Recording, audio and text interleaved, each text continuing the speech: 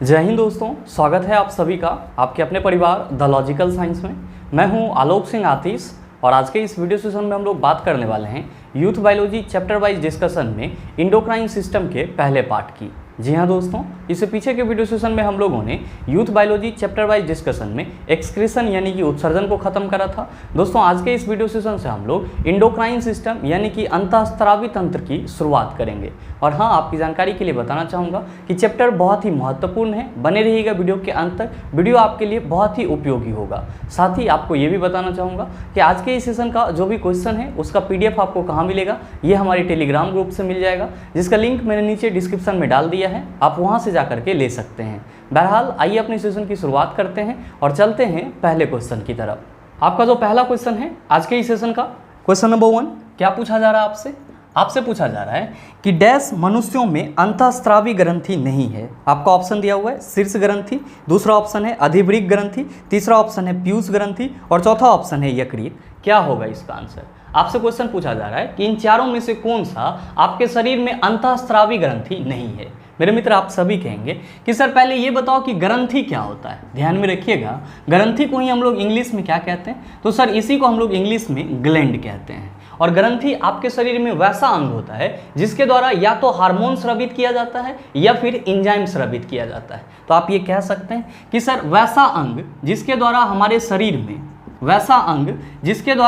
शरीर में हार्मोन या एंजाइम स्रावित किया जाता है, हार्मोन या एंजाइम स्रावित किया जाता है, क्या कहलाता है? ग्रंथि कहलाता है, ग्लैंड कहलाता है। साथ ही ध्यान में रखिएगा कि आपके शरीर में जो ग्रंथि होती है वो कितने प्रकार के होते हैं? तो सर 3 प्रकार के होते हैं। कौन कौन सा? तो पहला होता है आपका अंतःस्रावी ग्रंथि। पहला कौन सा होता है? अंतःस्रावी ग्रंथि। दूसरा आपका कौन सा होता है? तो सर दूसरा होता है बहिःस्रावी ग्रंथि। और तीसरा होता है आपका मिश्रित ग्रंथि। तीसरा क्या होता है? मिश्रित ग्रंथि।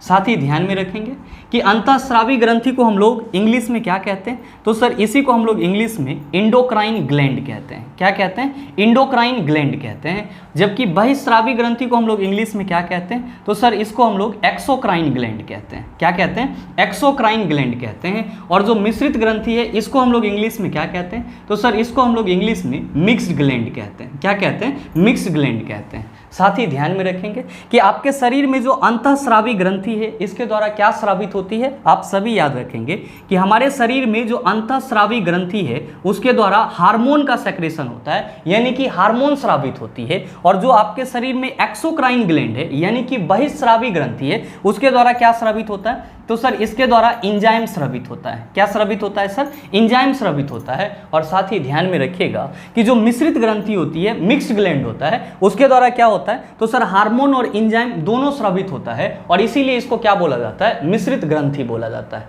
अगर आपसे कोई ये पूछ दे कि मिश्रित ग्रंथि का एग्जाम्पल क्या है, तो आप सभी याद रखना कि आपके बॉडी में जो पेनक्रियाज है, आपके बॉडी में जो पेनक्रियाज है जिसको आप क्या कहते हैं सर? अग्नाशय कहते हैं। ये किसका एग्जाम्पल है? तो सर मिश्रित ग्रंथि का एग्जाम्पल है। क्यों? क्योंकि अग्नाशय के द्वारा पाचक रस भी निकलते हैं, साथ ही साथ क्या निकलता है सर? हार्मोन भी निकलता है। और इसीलिए अग्नाशय को क्या बोला जाता है? तो मिश्रित ग्रंथि बोला जाता है। तो आप सभी को ध्यान में रखना है कि अंतःस्रावी ग्रंथि से क्या स्रावित होगा? हार्मोन स्रावित होगा। जबकि बहिःस्रावी ग्रंथि से क्या स्रावित होगा? एंजाइम स्रावित होगा। साथ ही ध्यान में रखिएगा कि आपके बॉडी में बहुत सारे क्या हैं? अंतःस्रावी ग्रंथि है। जैसे कि आपका अधिवृक्क ग्रंथि हो गया जिसको हम लोग इंग्लिश में क्या कहते हैं? एड्रिनल ग्लैंड्स कहते हैं। साथ ही जो आपका पिट्यूटरी ग्लैंड्स है जिसको हम लोग हिंदी में पीयूष ग्रंथि कहते हैं। और फिर जो आपका शीर्ष ग्रंथि है जिसको हम लोग इंग्लिश में पीनियल ग्लैंड कहते हैं। और फिर जो आपका हाइपोथैलेमस है, थैलेमस ग्लैंड है या थायराइड ग्लैंड है, ये सब के सब किसके एग्जाम्पल होते हैं? तो सर अंतःस्रावी ग्रंथि के एग्जाम्पल होते हैं।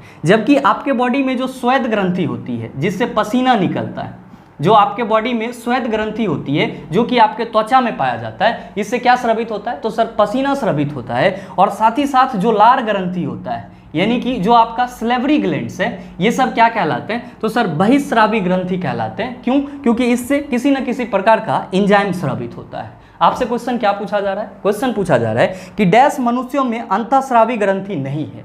आपका पहला ऑप्शन दिया हुआ है शीर्ष ग्रंथि। आप सभी कहेंगे कि सर अभी जस्ट आपने बताया है कि शीर्ष ग्रंथि को हम लोग इंग्लिश में क्या कहते हैं, तो सर इसी को हम लोग इंग्लिश में पीनियल ग्लैंड कहते हैं। और पीनियल ग्लैंड किसका एग्जाम्पल होता है, तो सर अंतःस्रावी ग्रंथि का एग्जाम्पल होता है। आपका दूसरा ऑप्शन है अधिवृक्क ग्रंथि। दूसरा कौन सा है, अधिवृक्क ग्रंथि। ध्यान में रखिएगा कि ये भी आपका क्या है सर, अंतःस्रावी ग्रंथि है। और अधिवृक्क ग्रंथि को हम लोग इंग्लिश में क्या कहते हैं, तो सर इसको हम लोग इंग्लिश में एड्रिनल ग्लैंड कहते हैं। क्या कहते हैं, एड्रिनल ग्लैंड कहते हैं। और साथ ही साथ आप सबों को मालूम होगा कि आपके ऑप्शन में जो पीयूष ग्रंथि है वो किसका एग्जाम्पल होता है, तो सर पीयूष ग्रंथि भी जो है वो अंतःस्रावी ग्रंथि का ही एग्जाम्पल है। और पीयूष ग्रंथि को क्या बोला जाता है, तो सर इसी को मास्टर ग्लैंड बोला जाता है, यानी कि मास्टर ग्रंथि बोला जाता है। क्या बोला जाता है, मास्टर ग्रंथि बोला जाता है। आपके ऑप्शन में जो यकृत दिया हुआ है, आपके ऑप्शन में जो यकृत दिया हुआ है इसको हम लोग इंग्लिश में क्या कहते हैं, सर लीवर कहते हैं। और नो डाउट आप सबों को मालूम होगा कि यकृत जो है वो आपके शरीर की सबसे बड़ी ग्रंथि है।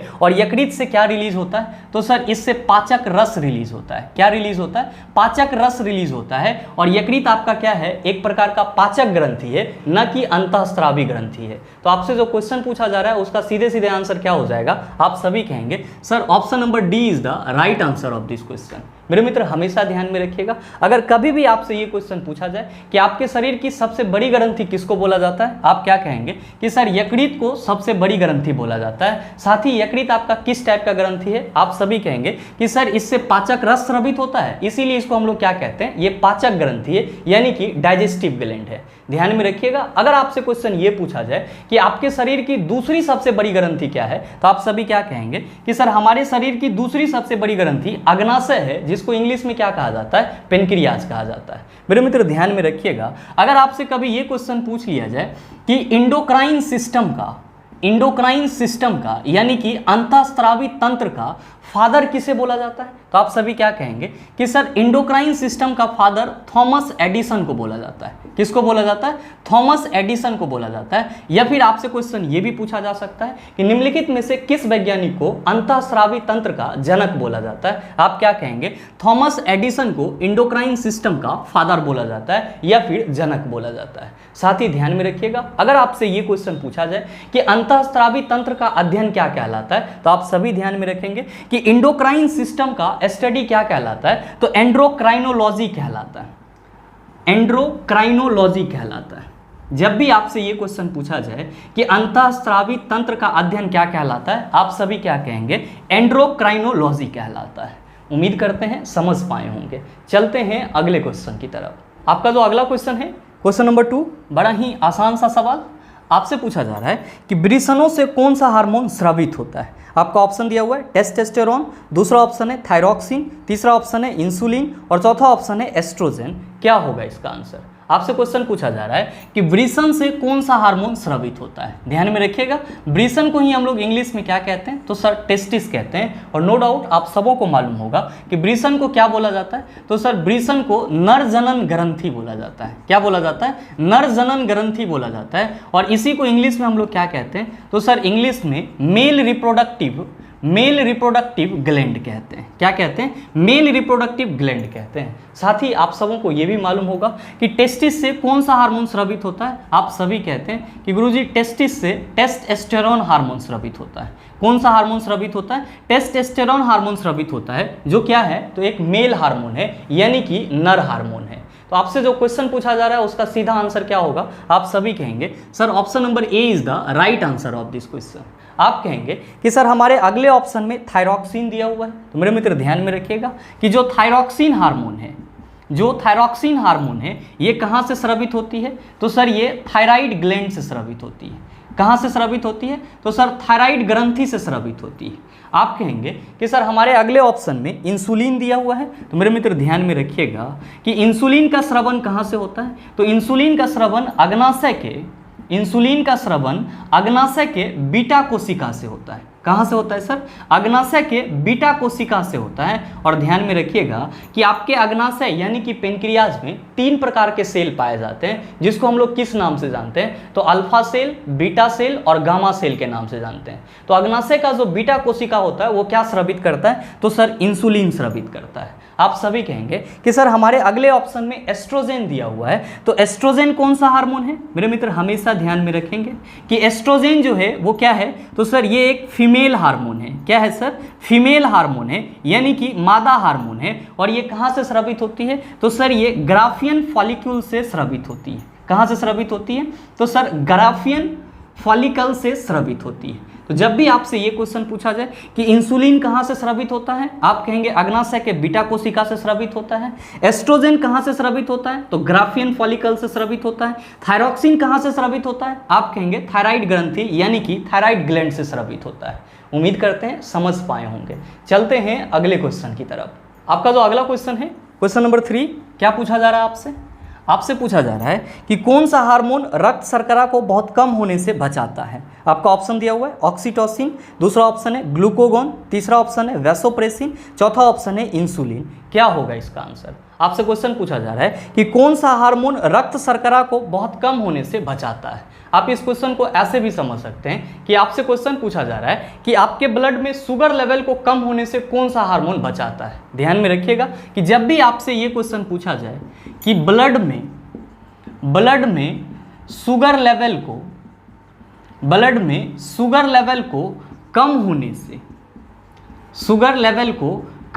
से कौन बचाता है, शुगर लेवल को कम होने से कौन बचाता है, आप क्या कहेंगे कि गुरुजी जो ग्लूकोगोन हार्मोन होता है ये क्या करता है, ब्लड में शुगर लेवल को कम होने से बचाता है और ज़रूरत पड़ने पर ये क्या करता है, तो सर शुगर का प्रोडक्शन भी करता है, या आप सभी ये कह सकते हैं कि शर्करा का उत्पादन भी करता है। तो आपसे जो क्वेश्चन पूछा जा रहा है उसका सीधे सीधे आंसर क्या हो जाएगा, आप सभी कहेंगे sir option number B is the right answer of this question. ध्यान में रखिएगा, अगर आपसे कोई ये क्वेश्चन पूछ दे कि ये जो ग्लूकोगोन हार्मोन है ये कहाँ से स्रावित होता है, आप सभी याद रखेंगे कि ग्लूकोगोन हार्मोन जो है ये पेनक्रियाज के यानी कि अग्नाशय के अल्फा कोशिका से स्रावित होता है। ग्लूकोगोन हार्मोन कहाँ से स्रावित होता है, आप सभी कहेंगे कि ये अग्नाशय के अल्फा कोशिका से स्रावित होता है। आप कहेंगे कि सर हमारे ऑप्शन में ऑक्सीटोसिन भी दिया हुआ है, तो ये ऑक्सीटोसिन क्या होता है? तो मेरे मित्र ध्यान में रखिएगा कि जो आपके ऑप्शन में ऑक्सीटोसिन दिया हुआ है ये भी क्या है, तो सर एक प्रकार का हार्मोन है। कहाँ से स्रावित होता है, तो सर ये जो है पीयूष ग्रंथि से स्रावित होता है।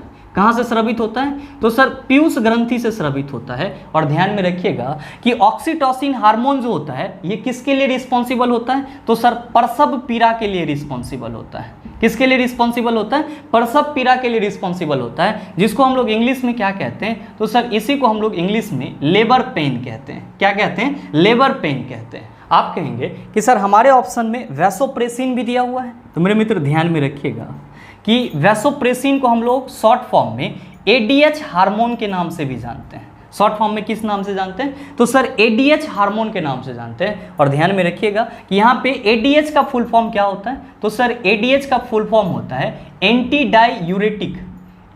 Diuretic hormone. क्या होता है इसका full form, anti diuretic hormone. आप कहेंगे कि सर इस एडीएच या वैसोप्रेसिन हार्मोन का फंक्शन क्या होता है, तो आपके शरीर में जो जल संतुलन होता है यानी कि वाटर का बैलेंस होता है वो किसके द्वारा होता है, तो सर इसी वैसोप्रेसिन हार्मोन यानी कि एडीएच के द्वारा होता है। तो आप ये कह सकते हैं कि गुरुजी वैसोप्रेसिन का मेन फंक्शन क्या होगा, तो सर शरीर में जल का संतुलन करना। मेन फंक्शन क्या होगा, शरीर में जल का संतुलन करना।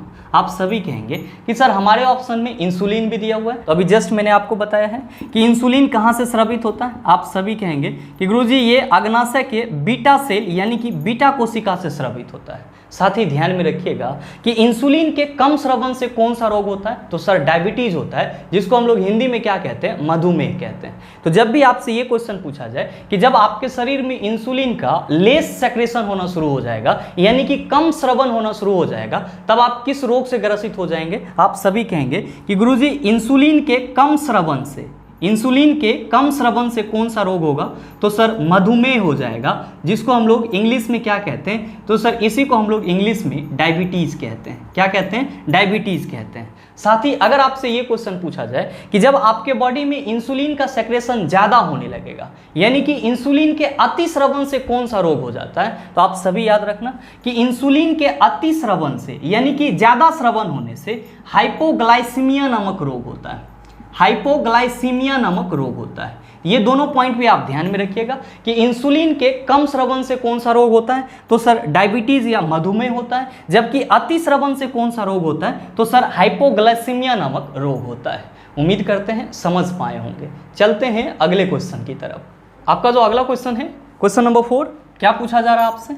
आपसे पूछा जा रहा है कि अंतःस्रावी ग्रंथियों को डैश भी कहा जाता है। आपका ऑप्शन दिया हुआ है पीयूष ग्रंथि, दूसरा ऑप्शन है वाहिनी विहीन ग्रंथि, तीसरा ऑप्शन है अवटु ग्रंथि और चौथा ऑप्शन है यकृति ग्रंथि। क्या होगा इसका आंसर? आपसे क्वेश्चन पूछा जा रहा है कि अंतःस्रावी ग्रंथि को डैश ग्रंथि भी कहा जाता है। मेरे मित्र, अभी जस्ट आप सबों ने देखा है कि आपके बॉडी में कितने तरह के ग्रंथि होते हैं, कितने तरह के ग्लैंड होते हैं। आप सभी कहते हैं गुरुजी 3 तरह के ग्लैंड होते हैं। जैसा कि आप सभी ने अभी जस्ट देखा है कि आपके बॉडी में जो 2 तरह के मेन ग्लैंड होते हैं वो कौन कौन सा होता है? तो सर एक होता है अंतःस्रावी ग्रंथि, जिसको हम लोग इंग्लिश में क्या कहते हैं? तो सर इसको हम लोग इंग्लिश में इंडोक्राइन ग्लैंड कहते हैं। और दूसरा आपका कौन सा होता है? तो सर दूसरा होता है बहिस्रावी ग्रंथि, जिसको हम लोग इंग्लिश में क्या कहते हैं? तो सर इसको हम लोग एक्सोक्राइन ग्लैंड कहते हैं। मेरे मित्र ध्यान में रखेंगे कि अंतःस्रावी ग्रंथि में हार्मोन के सेक्रेशन के लिए कोई ट्यूब नहीं होता है। अंतःस्रावी ग्रंथि में हार्मोन के सेक्रेशन के लिए कोई ट्यूब नहीं होता है, कोई नलिका जैसी संरचना नहीं होती है, और इसीलिए अंतःस्रावी ग्रंथि को हम लोग क्या कहते हैं? तो सर इसको हम लोग डक्टलेस ग्लैंड भी कहते हैं, या हिंदी में इसको हम लोग वाहिनी विहीन ग्रंथि कहते हैं। क्या कहते हैं सर? वाहिनी विहीन ग्रंथि कहते हैं। और साथ ही जो आपका बहिस्रावी ग्रंथि होता है, जिसको आप एक्सोक्राइन ग्लैंड कहते हैं, इसके द्वारा क्या स्रावित होता है? तो सर एंजाइम स्रावित होता है। और ध्यान में रखिएगा कि बहिस्रावी ग्रंथि से जो एंजाइम निकलता है उसको एक जगह से दूसरे जगह ले जाने के लिए नलिका यानी कि ट्यूब जैसी संरचना होती है, और इसीलिए बहिस्रावी ग्रंथि को हम लोग क्या कहते हैं? तो सर बहिस्रावी ग्रंथि को हम लोग डक्ट ग्लैंड भी कहते हैं। क्या कहते हैं? डक्ट ग्लैंड भी कहते हैं। तो आप हमेशा इस चीज को ध्यान में रखेंगे कि अंतःस्रावी ग्रंथि में क्या होती है? वाहिनी नहीं होती है, डक्ट नहीं होती है, इसीलिए इसको क्या बोला जाता है? वाहिनी विहीन ग्रंथि बोला जाता है, या फिर डक्टलेस ग्लैंड बोला जाता है। जबकि एक्सोक्राइन ग्लैंड में क्या होता है? डक्ट होता है, यानी कि ट्यूब होता है एंजाइम को एक जगह से दूसरे जगह ले जाने के लिए,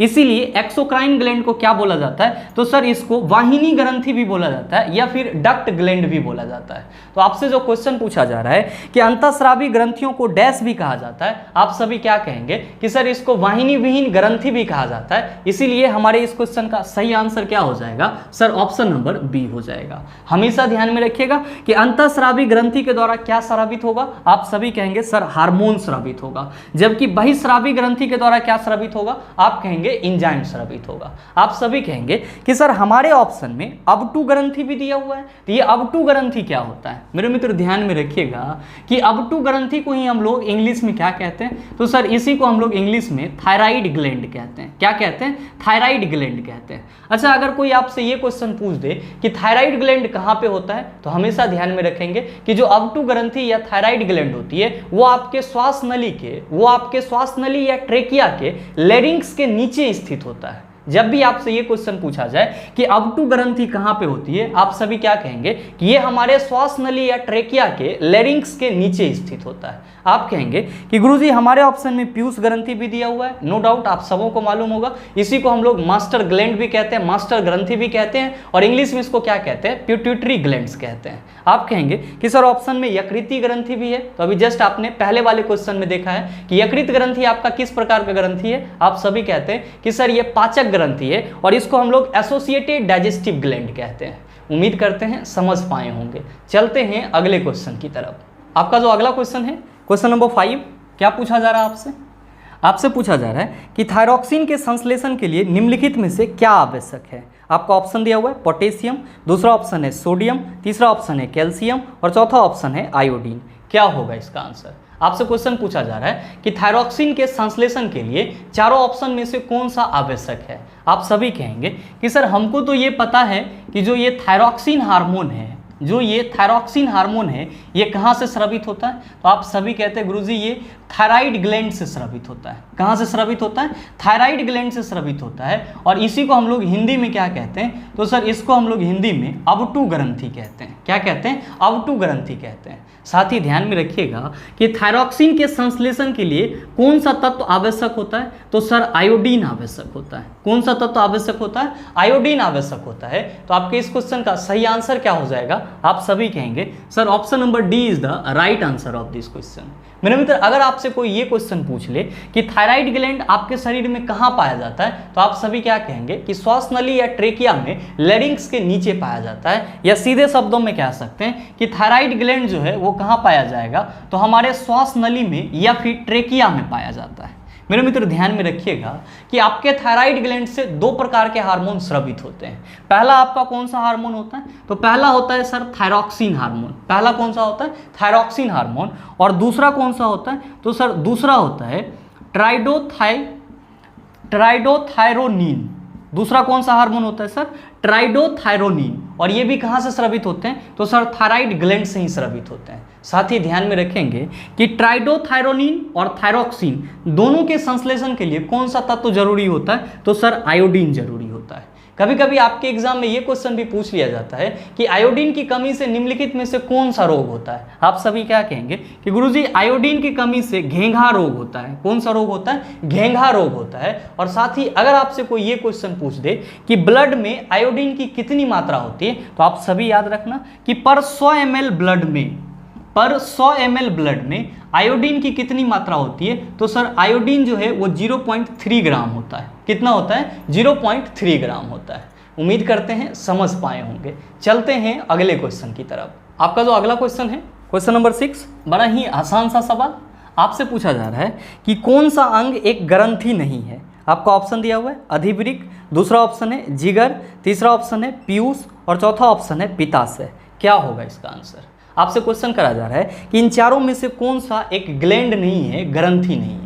आप सभी क्या कहते हैं, आप सभी कहते हैं कि गुरुजी ग्रंथि वो होता है जो या तो हार्मोन स्रावित करता है या फिर क्या स्रावित करता है, एंजाइम स्रावित करता है। आपके पहले ऑप्शन में जो दिया हुआ है अधिवृक्क ग्रंथि, तो आप सभी क्या कहते हैं कि गुरुजी अधिवृक्क ग्रंथि को ही हम लोग इंग्लिश में एड्रिनल ग्लैंड कहते हैं। क्या कहते हैं, एड्रिनल ग्लैंड कहते हैं। और एड्रिनल ग्लैंड से कौन सा हार्मोन स्रावित होता है, आप सभी कहते हैं सर एड्रिनल हार्मोन स्रावित होता है। यानी कि जो आपका अधिवृक्क है वो क्या है, तो सर एक प्रकार का ग्रंथि है। आपका दूसरा ऑप्शन दिया हुआ है जिगर। मेरे मित्र आप सभी क्या कहते हैं कि गुरुजी जिगर को ही यकृत बोला जाता है और इसी को इंग्लिश में क्या कहा जाता है, लीवर बोला जाता है। और हम लोगों ने पहले क्वेश्चन में ही डिस्कस करा है कि यकृत क्या है, एक प्रकार की पाचक ग्रंथि है। यकृत क्या है, एक प्रकार की पाचक ग्रंथि है। यानी कि हमारा जो दूसरा ऑप्शन है वो भी क्या है, एक ग्रंथि है। आपका जो तीसरा ऑप्शन है उसमें लिखा हुआ है सर पीयूष, जिसको हम लोग क्या कहते हैं सर, पीयूष ग्रंथि कहते हैं। और इसी को हम लोग इंग्लिश में क्या कहते हैं, पिट्यूटरी ग्लैंड्स कहते हैं। तो ये भी क्या है सर, आपका एक प्रकार का ग्रंथि है। जबकि आपका जो चौथा ऑप्शन है उसमें क्या लिखा हुआ है, तो सर चौथा ऑप्शन में लिखा हुआ है पित्ताशय। मेरे मित्र ध्यान में रखिएगा, इसी को इंग्लिश में हम लोग क्या कहते हैं, तो सर इसको हम लोग इंग्लिश में गोल ब्लैडर कहते हैं। क्या कहते हैं, गोल ब्लैडर कहते हैं। और आप सबों को मालूम है कि यकृत यानी कि लीवर से जो पित्तरस निकलता है वो कहाँ पे संचयित होता है, तो आप सभी कहते हैं सर पित्ताशय में संचयित होता है। यानी कि आपका जो पित्ताशय है वो क्या है सर, ग्रंथि नहीं है, बस एक स्टोर करने वाला ऑर्गेन है। तो आपसे जो क्वेश्चन पूछा जा रहा है कि कौन सा अंग एक ग्रंथि नहीं है, आप सभी क्या कहेंगे कि पित्ताशय गोल ब्लैडर जो है एक ग्रंथि नहीं है। इसीलिए सही आंसर क्या हो जाएगा सर, ऑप्शन नंबर डी हो जाएगा। हमेशा ध्यान में रखिएगा। और आपके एग्जाम में लगातार ये क्वेश्चन पूछा जाता है कि पित्तरस का संचयन कहां पे होता है, आप सभी क्या कहेंगे, पित्ताशय में होता है। पित्तरस कहां से स्रावित होता है, आप कहेंगे यकृत से स्रावित होता है। उम्मीद करते हैं समझ पाए होंगे। चलते हैं अगले क्वेश्चन की तरफ। आपका जो अगला क्वेश्चन है, क्वेश्चन नंबर 7, बड़ा ही आसान सा सवाल। आपसे क्वेश्चन पूछा जा रहा है कि मनुष्य के शरीर की वह ग्रंथि जो एंजाइम और हार्मोन दोनों स्रावित करती है। आपका ऑप्शन दिया हुआ है यकृत, दूसरा ऑप्शन है अग्नाशय और वहाँ पे स्लैश देकर के पाचक ग्रंथि लिखा हुआ है, और तीसरा ऑप्शन है लार ग्रंथि और चौथा ऑप्शन है पीयूष ग्रंथि। क्या होगा इसका आंसर। आप सभी कहेंगे कि सर अभी जस्ट आपने बताया है कि हमारे शरीर में जो ग्लैंड है उसमें से एक ग्लैंड ऐसा भी होता है जिसको हम लोग क्या कहते हैं, मिश्रित ग्रंथि कहते हैं। क्या कहते हैं, मिश्रित ग्रंथि कहते हैं, जिसको इंग्लिश में क्या कहा जाता है, तो गुरुजी इसी को इंग्लिश में मिक्स्ड ग्लैंड बोला जाता है। मिक्स्ड ग्लैंड क्यों बोला जाता है, तो सर ये इंडोक्राइन और एक्सोक्राइन दोनों के तरह कार्य करता है। इसका मतलब ये हुआ कि मिश्रित ग्रंथि वे ग्रंथि होती है जिससे क्या सेक्रेट होता है सर, पाचक रस भी स्रावित होता है और साथ ही साथ हार्मोन भी स्रावित होता है। और अभी जस्ट मैंने आपको बताया है कि आपके शरीर में मिश्रित ग्रंथि कौन सी है। आप सभी कहते हैं कि गुरुजी हमारे शरीर में जो पेनक्रियाज है, हमारे शरीर में जो पेनक्रियाज है,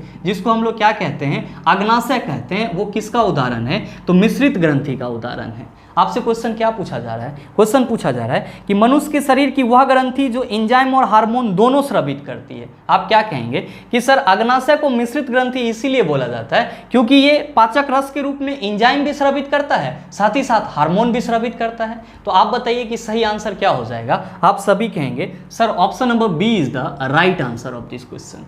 उम्मीद करते हैं समझ पाए होंगे। चलते हैं अगले क्वेश्चन की तरफ। आपका जो अगला क्वेश्चन है, क्वेश्चन नंबर 8, बड़ा ही आसान सा सवाल। आपसे क्वेश्चन पूछा जा रहा है कि यौवना आरंभ के दौरान स्वेद ग्रंथियों और वसा ग्रंथियों में स्राव बढ़ता है। इन ग्रंथियों से इस समय कौन सा तत्व स्रावित होता है। आपका ऑप्शन दिया हुआ है स्वेद और तेल, दूसरा ऑप्शन है स्वेद और लवण, तीसरा ऑप्शन है तेल और पानी, और चौथा ऑप्शन है पानी और खनिज। क्या होगा इसका आंसर। आपसे क्वेश्चन पूछा जा रहा है कि जब कोई यंग एज में आता है, यानी कि जब कोई यंग एज के पीरियड में आता है, तब उसके स्वेद ग्रंथि से और वसा ग्रंथि से जो सेक्रेशन होता है वो बढ़ जाता है। तो जो सेक्रेशन बढ़ जाता है उस स्थिति में उसके बॉडी से स्रावित पदार्थ के रूप में क्या निकलता है। मेरे मित्र, आप सभी ने इस चीज़ को फील करा होगा कि जब आप यंग एज में आते हो तब आपके बॉडी से क्या होता है, बहुत ज़्यादा पसीना निकलता है, साथ ही साथ आपका जो स्किन होता है वो क्या होता है, तो सर ऑयली हो जाता है, तेलीय हो जाता है। तो आप ये कह सकते हैं कि सर इस दौरान जो है वो ज़्यादा से ज़्यादा पसीना निकलता है और ज़्यादा से ज़्यादा क्या निकलता है, सर तेल निकलता है। मेरे मित्र ध्यान में रखेंगे कि पसीना को ही क्या बोला जाता है, सर स्वेद बोला जाता है। और पसीना कहाँ से निकलता है, तो आप सभी कहेंगे कि सर पसीना जो है ये स्वेद ग्रंथि से निकलता है। कहाँ से निकलता है, स्वेद ग्रंथि से निकलता है। और अगर आपसे कोई ये क्वेश्चन पूछ ले कि स्वेद ग्रंथि कहाँ पाई जाती है, तो आप कहेंगे सर ये त्वचा में पाई जाती है। कहाँ पाई जाती है, त्वचा में पाई जाती है। साथ ही ध्यान में रखिएगा कि आपके बॉडी से जो तेलीय पदार्थ निकलता है वो कहाँ से निकलता है, तो सर तेल ग्रंथि यानी कि ऑयल ग्रंथि से निकलता है। और ऑयल ग्रंथि कहाँ पे होती है, तो सर ऑयल ग्रंथि जो होती है ये बालों के जड़ के नीचे होती है, बालों के जड़ के नीचे होती है, या फिर पुट्टिकाओं में पाया जाता है। कहाँ पे पाया जाता है सर, पुट्टिकाओं में पाया जाता है। तो आपसे जो क्वेश्चन पूछा जा रहा है उसका सीधा सीधा आंसर क्या हो जाएगा। आप सभी कहेंगे कि सर यौवना आरंभ के दौरान जो हमारे स्वेद ग्रंथि और वसा ग्रंथि से ज़्यादा सेक्रेशन बढ़ता है वो किसका होता है, तो सर स्वेद का होता है और तेल का होता है। इसीलिए सही आंसर क्या होगा, आप कहेंगे गुरुजी option number A is the right answer of this question. उम्मीद करते हैं समझ पाए होंगे। चलते हैं अगले क्वेश्चन की तरफ। आपका जो अगला क्वेश्चन है, क्वेश्चन नंबर 9, बड़ा ही आसान सा सवाल। आपसे पूछा जा रहा है कि डैश ग्रंथि को मास्टर ग्रंथि के नाम से भी जाना जाता है। आपका ऑप्शन दिया हुआ है अग्नाशय, दूसरा ऑप्शन है हाइपोथैलेमस, तीसरा ऑप्शन है प्यूटिट्री, चौथा ऑप्शन है एड्रीनल। क्या होगा इसका आंसर। आप सभी कहेंगे कि सर इसी सेशन में आपने कई बार बताया है कि हमारे बॉडी में जो पीयूष ग्रंथि होती है, हमारे बॉडी में जो पीयूष ग्रंथि होती है, जिसको इंग्लिश में हम लोग प्यूटिटरी ग्लैंड कहते हैं। क्या कहते हैं, प्यूटिटरी ग्लैंड कहते हैं। इसी को क्या बोला जाता है, तो सर इसको मास्टर ग्रंथि बोला जाता है। क्या बोला जाता है, मास्टर ग्रंथि यानी कि मास्टर ग्लैंड बोला जाता है।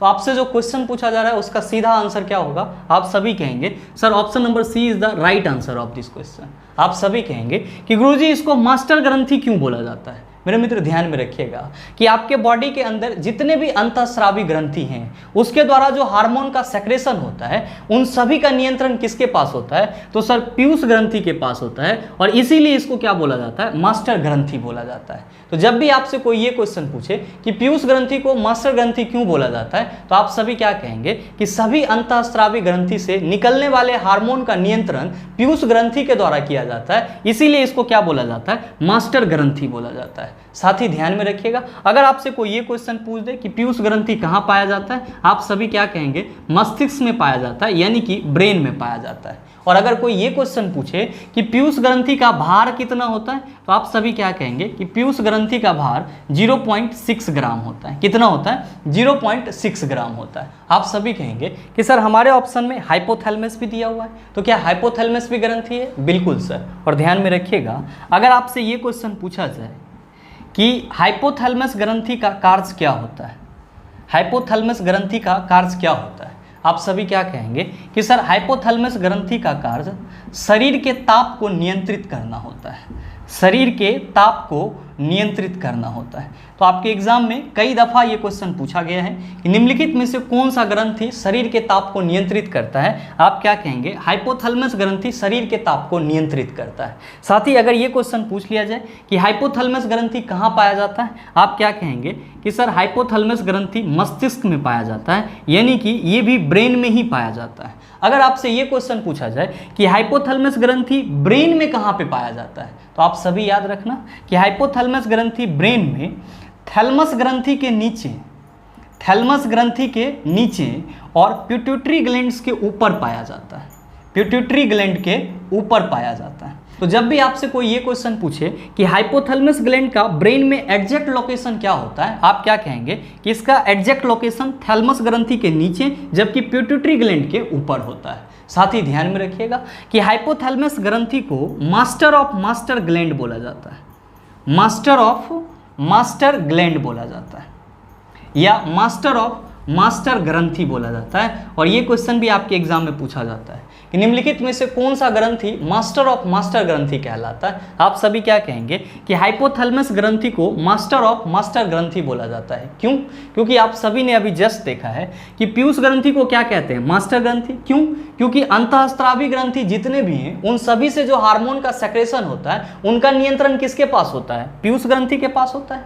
जबकि ये जो आपका पीयूष ग्रंथि है इसका नियंत्रण किसके पास होता है? तो सर हाइपोथैलेमस ग्लैंड के पास होता है। इसीलिए हाइपोथैलेमस ग्लैंड को क्या बोला जाता है? मास्टर ऑफ मास्टर ग्लैंड बोला जाता है या फिर मास्टर ऑफ मास्टर ग्रंथि बोला जाता है। आप कहेंगे कि सर हमारे ऑप्शन में अग्नाशय भी दिया हुआ है। नो डाउट आप सबों को मालूम है कि अग्नाशय क्या है? सर मिक्स्ड ग्लैंड का उदाहरण है। आप कहेंगे कि सर हमारे ऑप्शन में एड्रिनल भी दिया हुआ है। तो नो डाउट आप सबों को मालूम होना चाहिए कि एड्रिनल ग्लैंड को हम लोग हिंदी में क्या कहते हैं? अधिवृक्क ग्रंथि कहते हैं। और इससे कौन सा हार्मोन स्रावित होता है? तो सर एड्रिनल हार्मोन स्रावित होता है। उम्मीद करते हैं समझ पाए होंगे। चलते हैं अगले क्वेश्चन की तरफ। आपका जो अगला क्वेश्चन है क्वेश्चन नंबर 10, बड़ा ही आसान सा सवाल आपसे पूछा जा रहा है कि डैश में हार्मोन सामान्यतः अनुपस्थित होते हैं। आपका ऑप्शन दिया हुआ है बंदरों में, दूसरा ऑप्शन है बिल्लियों में, तीसरा ऑप्शन है जीवाणु में और चौथा ऑप्शन है चूहों में। क्या होगा इसका आंसर? आप सभी कहेंगे कि सर हार्मोन और एंजाइम की जरूरत उसी जीव को पड़ेगी जिसका जो शरीर है वो क्या होगा? जटिल होगा और बहुकोशिकीय होगा।